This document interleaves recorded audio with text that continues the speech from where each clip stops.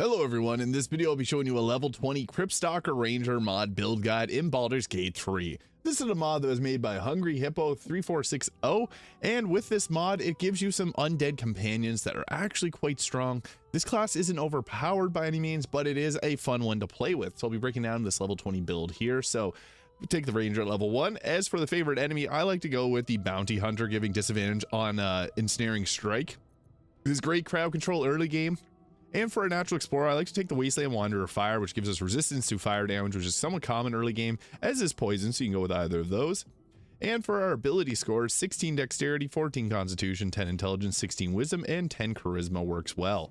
So I'll be going over the full build guide here, as well as what armor to wear, and a bit of combat as well to give you an idea on how to play this. So at level 2, we get ourselves the spell slot selection, which we're going to take Ensnaring Strike. And if you got Mistress spells unlocked, you do have some other great options. We can also take the Hail of Thorns. As for our fighting style, defense is a good one, but you can also go with archery for better attack rolls with your ranged weapons. And at level 3, this is when we get to choose the subclass. So the CRYPTSTALKER, this gives us the Echoes of the Fallen, the Speak with Dead spell.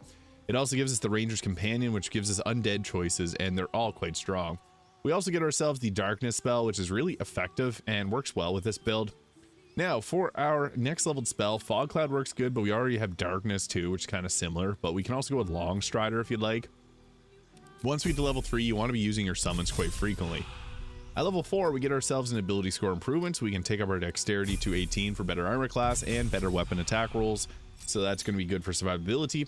At level 5, we get ourselves an extra attack and the Companion's Bod, adding proficiency bonus to armor class and damage rolls. We also get the one with the shadows becoming invisible if we stand still, and the control undead, allowing you to control an undead creature similar to the Oathbreaker Paladin. This actually works on some creatures you might not expect it to, so it's actually quite strong. Now for our next leveled spell, I think that Spike Growth is actually really good. Just great crowd control. You set up an area, and yeah, it makes it so that they take damage and they move slower through it. So great crowd control to work alongside Ensnaring Strike. At level 6 here, we get another favorite enemy, and I think it's good to take the Ranger Knight to give us heavy armor proficiency. And we'll go with the Wasteland Wanderer Poison, just for better survivability there. Now, once we get ourselves to level 7, we get our subclass features, Superior Dark Vision, see up to 24 meters in the dark. Your companion can dash, disengage, and help as a bonus action. And you get the Dark Ascension, giving us an extra attack for our undead companion. We also get to take another choice in spell here. So you can go back and take the Absorb Elements, which will imbue your weapon with the damage type if you take elemental damage and take half damage from it. At level 8, we get the Difficult Terrain, no longer slows us down, and we get another feat, which I would recommend boosting up your dexterity to 20. Best survivability here. Now at level 9, we get our choice in spells here, and we get some really good ones with Plant Growth, Lightning Arrow, and Conjure Barrage. Lightning Arrow is good, especially if you've got water set up. The double damage is really effective. At level 10, we get Hide in Plain Sight, given a plus 10 bonus to stealth checks and turn invisible. And we can take another one of these. There's no real best choice. Sacred Flame can work. This is if you fight a wraith, you can use this to deal double damage to them. Anything that's vulnerable to radiant damage. Not often you ever want to use that. And then we also get the Wasteland Wanderer Cold. So that gives us resistance to cold damage. That can be removed with Create Water, though, and you'll become vulnerable to it. At level 11, we get the subclass feature Grave Bite. Your weapons will deal additional necrotic damage equal to your wisdom modifier. We also get the Summon Undead Dragon, which will aid us in battle, which is really, really fun. And for our next leveled spell, I think a Conjure Barrage works well here, but you can also go with Plant Growth for the crowd control effects that it does bring. And at level 12, we go with an ability score improvement, Alert, which will give us a plus 5 to initiative. And you can also go with like the Savage Attacker feat to reroll your damage die twice. Sharpshooter if you want to increase your ranged weapon attack rolls. Crossbow Expert to allow you to shoot your crossbow at close range. We can always just go with an ability score improvement to give us more dexterity though, or the Alert feat, which is always a nice choice. Now at next level, we could continue with the Ranger, but I'm going to add in some other classes. I was thinking of adding the Dread Overlord Warlock, but that will involve us taking Charisma as well as a stat, so that does kind of multi-attribute dependent this build.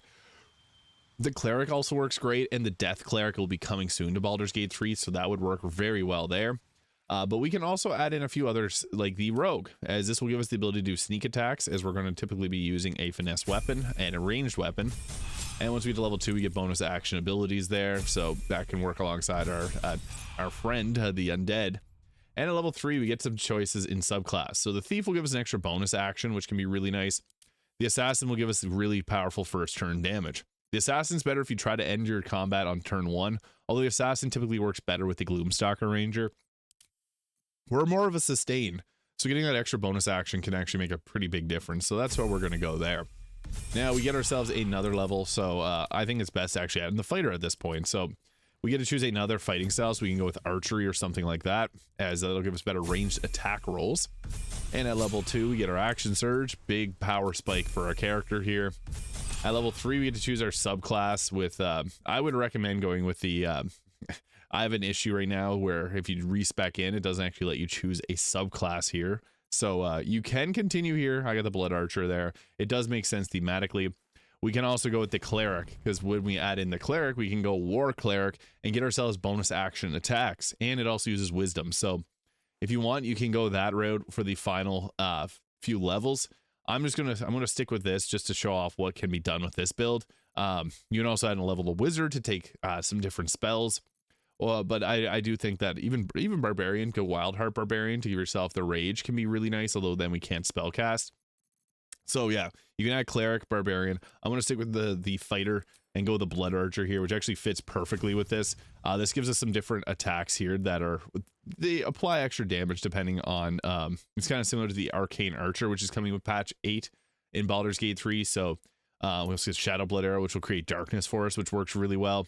And I think that this one works pretty well, especially if you're going to be going with something like the CRYPTSTALKER Ranger. So we can also go with the constraining arrow, which will give us additional acid damage, and it'll make it so that if they move, they take additional damage, which can be pretty nice. But we always want to have the darkness arrow there. At level 4, we'll get ourselves another feat, and I actually think at this point it's best to go with the sharpshooter feat, as this will give us increased damage to our weapon attack rolls, which can be pretty strong, as I'll show off. And then at level 5, we get ourselves the extra attack, but we already get that. So you can go with the rogue here to get yourself another bonus action. And I like the crossbow expert, because then we can use our crossbow at close range to do sneak attacks, and it won't give disadvantage on attack rolls if we're at close range. This allows us to hide out in darkness and then attack from it. So there's a couple pieces of gear that we have to use to be able to make this work well. So you can go with the, I like the Mask of Soul Perception here, but you also can go with the Steel Watcher helmet, as with that, it'll make it so you cannot be blinded. So that is obviously really nice. But for this build, so rolling with the Mask of Soul Perception, Cloak of Protection, I like the Ballast Armor here, because this will make it so that targets become vulnerable to piercing damage. So what's nice about that is we can use our crossbows at close range and deal extra damage and hide in shadows. We also got ourselves Helldesk Gloves here for additional fire damage and spell save DC, the Evasive Shoes for better armor class. Now the Sharp Spear of the Evening will allow us to see in darkness as well, so if you don't have the Steel Watcher helmet and you went evil, which probably you're going to go evil if you're playing the CRYPTSTALKER Ranger, this is perfect. So you gain advantage on saving throws when lightly or heavily obscured as well, and this weapon deals additional damage to those that are lightly or heavily obscured. So we want to focus on darkness, so we can set up darkness with this weapon, and we also get some attacks that can set up darkness. I'm also using the Amulet of Greater Health, a Killer Sweeter for the free crit and a Ring of Protection. The Hellfire hand crossbow can apply burning to targets. What's cool about this is if you're hacking from hiding, you can set that up, and then this will deal additional piercing damage, which is also doubled. So that can be really strong, and you get the plus 10 to damage. We got a 27 armor class, which is pretty crazy. Now for the summons, one of them currently doesn't work, the Dark Justiciar, so I wouldn't recommend summoning that one in. The Death Sheppard is my personal favorite, but there are a few good ones. So the Mummy is a good healer if you go with the Mummy. The Flying Ghoul is good if you have a lot of crowd control, because they get the multi-attack, which will deal a little extra damage to them. The Wraith is great in darkness, so this can actually be pretty effective. I'll show you what this one looks like. The Death Shepherd's my personal favorite, though. So it's a little shadow. I don't know why it's so short right now, but this also has the Dark Currents, dissolve into the ground, emerge in shadows from different location. You got the Darkness spell. You get Umbral Ally, transform a nearby corpse into a shadow that fights by your side. You also get yourself the Life Drain attack, possibly drain a target's health by 2d8. If the target dies, its hit points are reduced to 0. I don't know what that means, but that is one option that we got. We can also go with the, if we want to swap out, and go with the Death Sheppard. That's my personal pick for the Ranger's Companion. So the Death Sheppard is pretty tall, big boy. It gives you the Reach from Beyond. It gives you the Greatsword attack. It got a bunch of different attacks. And also there's no rest for the wicked. Death is but a temporary inconvenience. Raising undead with all of its hit points. Pretty crazy. We also got ourselves 240 health, so we're pretty strong ourselves. And getting into combat, I'll show off what we want to do. Now, if you know you're getting yourself into a fight, you can set up darkness ahead of time, With haste, we get 29 armor class, which is even better. And if you got yourself the Shar Spear of the Night, you got yourself free darkness, so you can cast that anytime. So you can apply that there, and then you got yourself stealth. So then we can go into stealth here, and I don't know why these attacks are using 2 actions. I'm having an issue right now with the bewitching arrows, as these use 2 actions as well. I'm not sure why these say 2 actions on them, so I guess I won't be using these, but if you went with the Battle Master Fighter, that works well too. Now we got ourselves our sneak attack, so we can follow up with a sneak attack on a target here. We can also go with a spell too if you wanted to use spell to start off combat, but I'll just go with a sneak attack here, as this will apply burning to the target, and then we follow up with another attack. We can also use the reactions to be able to use those abilities too. So yeah, we got ourselves that. They don't even know where we're coming from, so that's the funny thing about that, is we can follow it up with another attack as well. I guess we'll just finish this target off that's floating. So yeah, we won't react to that. They finish themselves off, so that's perfect. And they don't know that we're even in combat either, so that's the even funnier part. And then we can summon an undead dragon to start off, I guess, next turn of combat. So then we'll just end our turn there. Our Death Sheppard will be in the darkness as well, and it can also follow up with an attack. I'm just going to end its turn here, and I guess the rest of my team here, let the environment do its thing. Everyone's running away from the madness, and then now we're in a fight. So not sure why these are in a fight, but yeah, I guess that's a strange encounter. I'll swap over to my team, which we're not even, they don't even know that we're here. That's the funny part about this all. So that's the beauty of haste, is you get all these crazy attacks off. So I guess we'll go with a lightning arrow here, and this can apply to multiple targets, and boom, that created lightning. We can also just walk out of here to be able to maybe set up fights. I don't know why it's not it's not starting combat for us, but I'll just go to a ranged weapon attack there. Finally, we're in combat. So I'm not sure why, but that's the only target that's, yeah, I don't know what's going on here. I finally got to work properly. So yeah, here we are back in business. So we ran out of all of our actions, but we do have our offhand attack here. So if you find someone that's low in damage, you might be able to take them out. Perfect. And then you can also create the Shadow Blood Arrow if you want to be able to create even more chaos here. We also got ourselves action surge, so I may as well pop that down to give ourselves a couple attacks. So we can go with the Edge of Darkness too if we want to set up even more darkness, but the hand crossbows are going to be pretty effective for us, because we can use these to, you know, do a lot of damage. 58 on that arrow there. So that plus 10 from sharpshooter becomes a plus 20, which is actually quite crazy. And that's why we're able to take out targets with just one pump. So yeah, it's actually quite powerful. Now, they're going to attack anyone that's not in our darkness, so you can protect your undead dragon. It does have 250 health though, so it's quite a powerful being itself. It's got lightning breath, multi-attack, fearful or frightful presence, which can terrify multiple targets here, which I'll apply that to the enemies there. So they're all becoming fearful with the dragon roaring, and next we will use lightning breath, which is really strong.